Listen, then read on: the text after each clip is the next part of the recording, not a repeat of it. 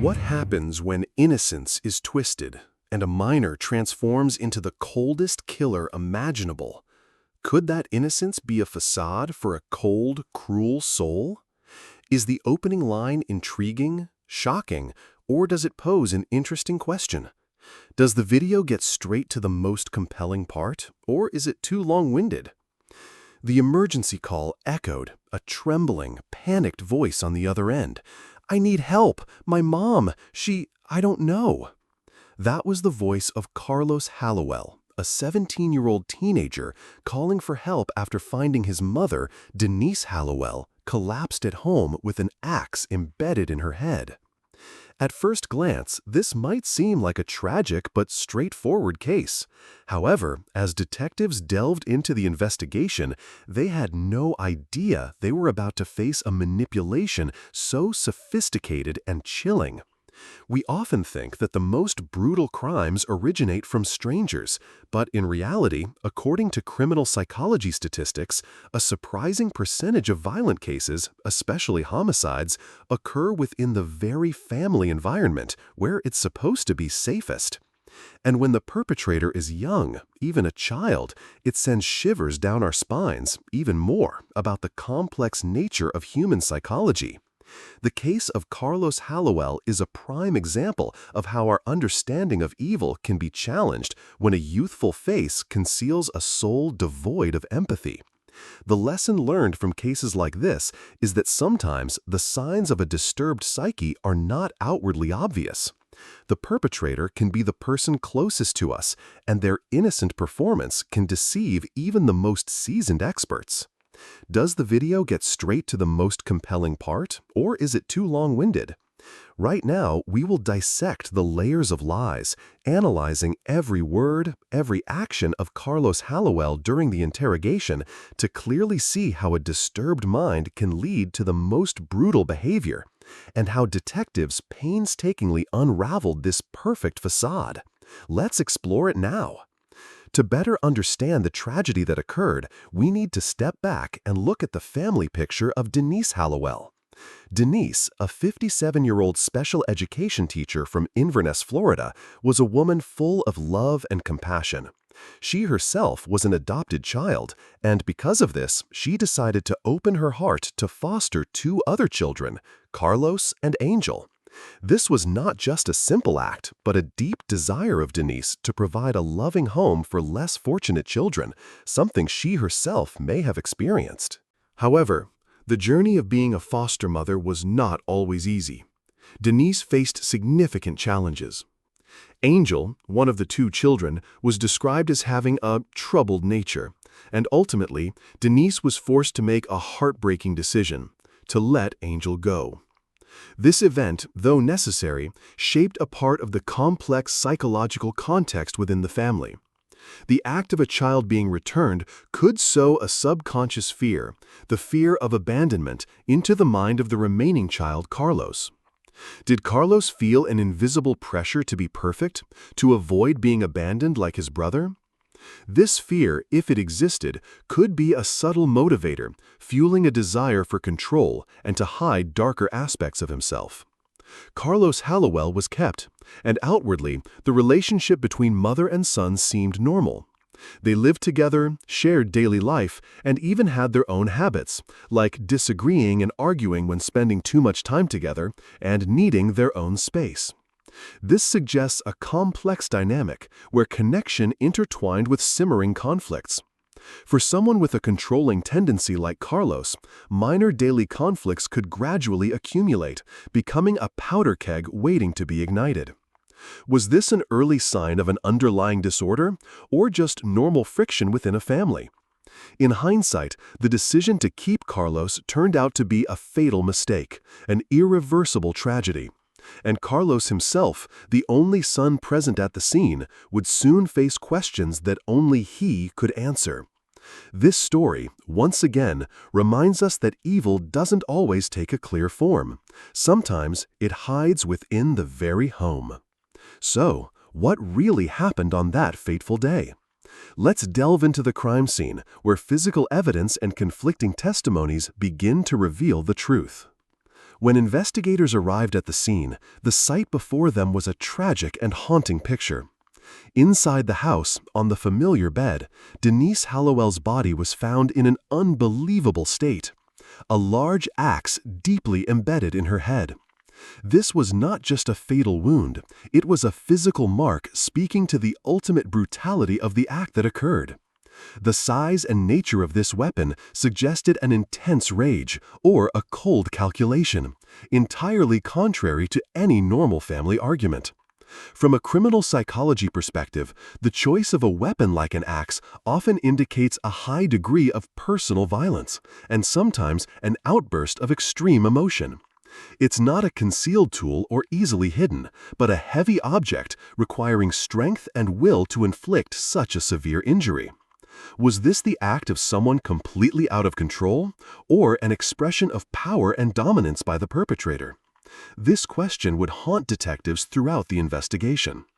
Beyond that horrific scene, there were other suspicious details at the crime scene. The front door of the house was found wide open, and remarkably, the victim's phone, Denise's, as well as the security cameras in the house, had all mysteriously vanished. Carlos Hallowell, the victim's adopted son and the only person present at home at the time, gave a detailed account of that fateful day. He stated that he had returned home with his mother after a funeral, they both ate pie, and then took a nap. The account continued with him hearing unusual dog barking, going to look for them, and then, horrifyingly, discovering his mother dead. However, from the very first minutes, detectives noticed subtle inconsistencies between Carlos's story and what they observed at the scene. Why did the victim's phone and cameras disappear? If Carlos was truly in a panic, why was he able to give such a detailed and coherent account, while normal people after such a shock often fall into a confused and disjointed state? Had Carlos prepared this story beforehand, or was this just a natural reaction of a shocked teenager? These questions would lead detectives deeper into the interrogation, where Carlos's facade would begin to unravel. From the very first minutes, Carlos painted a perfect picture. But in the world of criminal psychology, perfection is often a sign of a carefully constructed lie. When Carlos Hallowell entered the interrogation room, his goal was not to cooperate in finding the truth, but to control the narrative. He began recounting the details of that fateful day, from returning home after the funeral, eating pie with his mother, to both of them taking a nap. Every answer from Carlos was polished, without a hint of hesitation, as if he had rehearsed this script many times in his mind. He described hearing unusual dog barking, going outside to find them, and then horrifyingly discovering his mother dead. From the perspective of deceptive psychology, excessive fluency and detail in such a high-pressure situation are often a red flag. Someone telling the truth would usually have pauses, "I don't remember clearly" statements, or emotional interruptions due to shock and grief. In contrast, Carlos appeared frighteningly calm, focused on maintaining the consistency of his story. He repeatedly over-explained minor details, even if unnecessary, indicating an attempt to conceal the truth. For example, he specifically described how his mother often let the dogs out when she slept, or their habit of eating apple pie. These trivial details, when told unnecessarily, were psychological evidence that he was trying to fill in gaps with lies to make the story sound more true. Even more noteworthy was the lack of appropriate emotion. Despite repeatedly claiming he loved his mother and was shocked, Carlos showed no deep grief or breakdown that a son who had just tragically lost his mother would typically exhibit. Instead, he focused entirely on protecting his story. Seasoned detectives recognized this. Their tactic in the early stages was to make Carlos comfortable, listen to everything he said, but at the same time silently look for inconsistencies and nonverbal cues of deception. They understood that in an interrogation, excessive detail and an unusually calm demeanor could be a cover for a mind trying to control a terrible truth. Carlos Hallowell was overly confident in his manipulative abilities, believing he could outsmart his interrogators. But it was the excessive detail in his testimony, along with unusual psychological signs, that would become his fatal weakness when confronted with real evidence. Carlos's performance seemed perfect, but even the best actors make mistakes sometimes. And for Carlos, that moment was coming, as detectives began to delve into the inconsistencies in his story, especially concerning the undeniable silent witnesses, the dogs. There are moments when the veil of lies collapses. For Carlos, that was when the dogs became silent witnesses, and the detective called out the demon within him. Carlos Hallowell's facade began to crack as detectives, with patience and sharp insight, continuously probed the small details in his story, especially concerning the disappearance and reappearance of the dogs.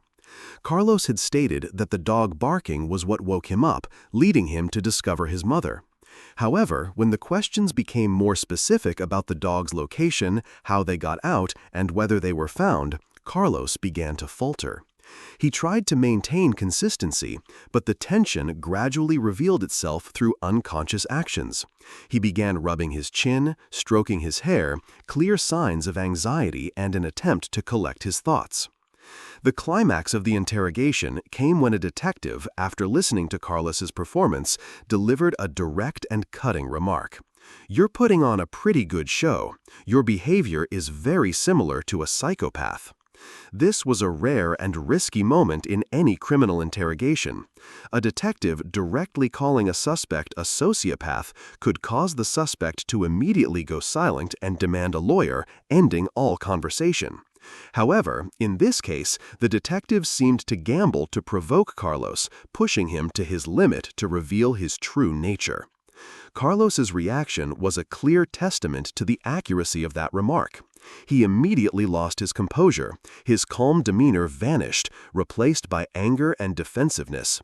Carlos repeatedly interrupted the detective, asserting that he had normal emotions and loved his mother, challenging the detective to ask anyone in the county to corroborate. This emotional outburst, especially the anger at being judged, is a sign of a psychopath when they feel they've lost the control they always crave. They cannot stand being seen through, being called out on their true nature. And another shocking detail, an almost unbelievable behavior for someone who had just lost a loved one in the most tragic way. Carlos fell asleep right in the interrogation room. From a psychological perspective, this can be explained in several ways. Was it a defense mechanism to escape extreme stress? Or was it a sign of emotional callousness, a prominent trait of psychopaths who are rarely affected by horrific events like normal people? Or simply it was another attempt to manipulate, to appear tired and exhausted by police questioning? Whatever the reason, this behavior further reinforced the image of an abnormal mind, detached from normal human emotional responses. While Carlos was still trying to maintain his facade, every small detail, every emotional reaction of his was noted by the detectives. They knew Carlos was the killer. Now, all they needed was irrefutable evidence to back him into a corner, and modern technology would soon help them uncover the whole truth, from digital footprints to disposed cameras. Technology doesn't lie, and in Carlos's case, digital footprints expose the whole truth, brutally and undeniably. In the digital age, every step we take leaves a trace, and for Carlos Hallowell, it was these seemingly invisible digital footprints that became ironclad evidence, completely unraveling the elaborate facade he had built. As the interrogation progressed, Carlos remained consistent with his panic story, claiming he called 911 immediately after finding his mother. However, detectives had a powerful tool in their hands: GPS data from Carlos's own cell phone. The GPS data painted a completely different picture. Instead of being in the house in a panic, Carlos's phone, which he always carried, was located near the lake area by the house at the very time he was speaking to the 911 operator. This was a shocking detail. A person who is genuinely panicked and seeking help would not be at another location to do something. Carlos being at the lake while calling 911 completely refuted his testimony about immediately seeking help and just waiting at the front door. This showed a cold calculation and a clear attempt to dispose of evidence, even while feigning to be a grieving son. Additionally, the mysterious disappearance of the home security cameras was a major point of suspicion. Carlos denied knowing about them, but detectives found other irrefutable evidence: camera instruction manuals, chargers, and especially dust traces left on Carlos's desk matching the size of the disassembled cameras. This confirmed that Carlos not only knew about their existence, but actively disassembled and disposed of them along with his mother's phone. This action was not the spontaneous act of someone in shock, but a deliberate act, a calculated attempt to cover up the crime. Disposing of evidence is a psychological characteristic often seen in calculating criminals. It reflects a belief that they can outsmart the system, cover their tracks, and get away with it. For someone with psychopathic tendencies, this becomes even more natural, as they lack guilt and have an exaggerated confidence in their ability to control the situation. Digital evidence created an impenetrable wall for Carlos, backing him into a corner with no escape. With this irrefutable evidence, Carlos's wall of lies crumbled. There was no way for him to continue maintaining his innocent story. Now there was only one path: confession. But even in the confession, the manipulative nature would still be present, and he would continue trying to rewrite his story once again. When cornered, Carlos confessed. But even in his confession, his manipulative nature was evident, and he continued to rewrite his story. With irrefutable evidence from GPS data and the discovery of security cameras, Carlos Hallowell's wall of lies crumbled. He had no choice but to confess. However, instead of a sincere and remorseful confession, Carlos began to tell a new story, a different version of events, where he tried to minimize responsibility and control how the story was perceived. He admitted to arguing with his mother on the day of the murder, something he had vehemently denied before. Carlos recounted how his mother, Denise, had become verbally abusive about his schooling, threatening not to pay for college and to kick him out of the house when he turned 18. Although these threats could be part of a normal mother-son argument, Carlos used them as part of his justification for his actions. A notable point in this new confession was Carlos's claim that he had blacked out, lost consciousness during the act. He stated that he only remembered bringing the axe into the house, intending to use it for chopping wood or fixing a fence, and then, "I don't know if anything was said, I don't remember any argument, I just remember blacking out and waking up at the fire pit." The blackout phenomenon is often used by perpetrators to conceal premeditation of the act. From a criminal psychology perspective, a suspect claiming selective memory loss at the time of the crime is often an attempt to avoid full criminal responsibility, or to self-deceive about the brutality of their actions. It is rarely a completely random event, especially when other evidence suggests deliberate behavior. Even in this new confession, Carlos maintained his manipulation. He claimed he called 911 immediately after attacking his mother, saying he could still hear her breathing and hoped to help. However, the GPS evidence didn't lie. Data from his phone showed that Carlos was in the lake area, where the security cameras and Denise's phone were found throughout the 911 call. This proved that Carlos spent time disposing of evidence instead of focusing on saving his mother or waiting for help. This behavior completely contradicts someone in a state of extreme panic. Instead, it reflects a cold, calculating mind, prioritizing concealing the crime over saving someone's life. Carlos's confession, though a significant turning point, was still a carefully controlled narrative, a final attempt to manipulate the truth. But with all the evidence gathered, his facade finally came to an end. And now, we will look at the sentence Carlos faced, along with deeper insights into the complex psychology that led to this heinous crime. With all the irrefutable evidence, from physical traces at the scene, GPS data from Carlos's own phone, to his contradictory confessions and manipulative demeanor, Carlos Hallowell's fate was sealed. On September 14, 2021, Carlos Hallowell was officially charged with first-degree murder and sentenced to life imprisonment without the possibility of parole. This was a harsh sentence, especially for someone still a minor. Because Carlos was a minor at the time of the crime, he was not eligible for the death penalty under U.S. law. However, the brutality of the crime, particularly the use of a large axe, led the judge to make a particularly noteworthy statement. The judge called Carlos an incorrigible offender and described him as incapable of being rehabilitated due to his psychopathic tendencies. This is a rare verdict, reflecting the severity of the act and the assessment of Carlos's character. From a criminal psychology perspective, the judge's assessment of Carlos Hallowell's psychopathic tendencies is very consistent with what we have analyzed. A sociopath, or antisocial personality disorder, is characterized by a lack of empathy, disregard for the rights of others, manipulative tendencies, and no feeling of guilt or remorse. Carlos's behavior, from orchestrating a complex story, attempting to dispose of evidence, to maintaining composure and even falling asleep during the interrogation, are all clear signs of such a psyche. The judge also emphasized that Carlos's actions were premeditated and not due to a sudden emotional outburst. This completely refuted Carlos's blackout defense and reinforced the assessment of a cold-blooded perpetrator. Although Carlos confessed, he was still unable to provide a satisfactory explanation for his true motive in a later interview. This led experts to believe that this brutal crime may have stemmed from his psychopathic nature itself. Additionally, there may have been deeper psychological factors contributing to this behavior.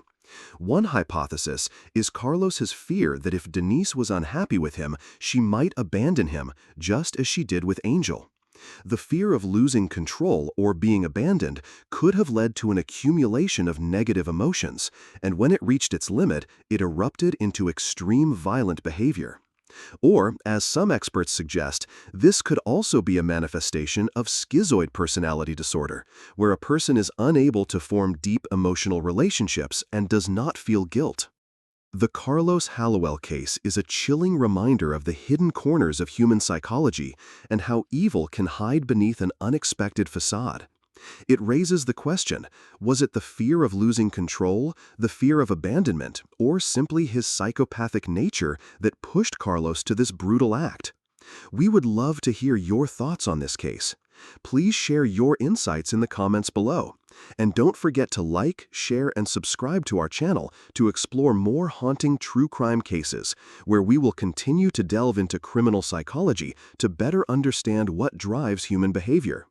The Carlos Hallowell case is not just a tragic true crime story, it is also a complex psychological case study, offering profound lessons about human nature and the darkest corners of the mind.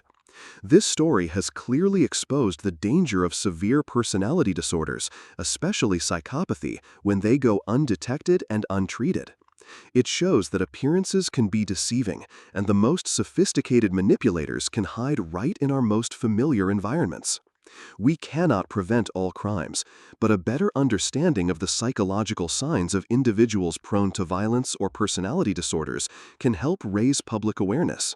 In many cases, unusual behaviors in adolescence, however minor, can also be early warning signs of deeper problems. The role of psychology in the field of crime is to help us not only analyze behavior after a crime occurs, but also to try to understand the factors that shape a perpetrator, thereby considering more appropriate prevention and support measures for society. The case of Carlos Hallowell leaves much to ponder. Was it the fear of losing control, the fear of abandonment, as in Angel's case, or simply his psychopathic nature that drove Carlos to this brutal act? We often look for a clear motive, but sometimes the complexity of human psychology transcends all simple explanations. What are your thoughts on this case? What do you think was the main driving factor behind Carlos's crime? We would love to hear your analyses and thoughts. Please share your views in the comments below. If you found this content useful and engaging, don't forget to hit the like button on this video, share it with those who might be interested, and most importantly, subscribe to our channel so you don't miss any upcoming true crime plus psychology videos. We will continue our journey exploring other haunting cases where criminal psychology is dissected in the deepest way. Thank you for watching, and see you in the next episodes.